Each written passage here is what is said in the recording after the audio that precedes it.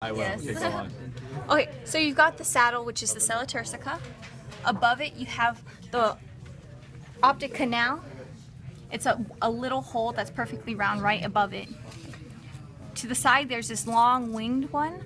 That is the superior orbital fissure. Now, from the sella turcica, the little cowboy puts his feet in these holes right there, and those are the foramen lacerum. From there, you go to Ross, R-O-S, foramen rotundum, foramen ovale, foramen spinosum. If you look down behind the foramen spinosum, you've got the carotid canal, and on the other side of the petrous portion, you've got the interior auditory canal.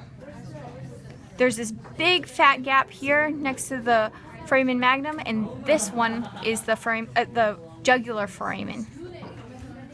Now, also on the interior aspect, you've got the crista galli, that's on the ethmoid bone. You've got the cribriform plate, also the ethmoid bone, with these little holes called the olfactory foramina. And then also on the interior, you need to know, actually that's it on the interior. Well, on the interior of the calvaria, which is the top part, there's the groove for the superior sagittal sinus. And then on the front, you can see the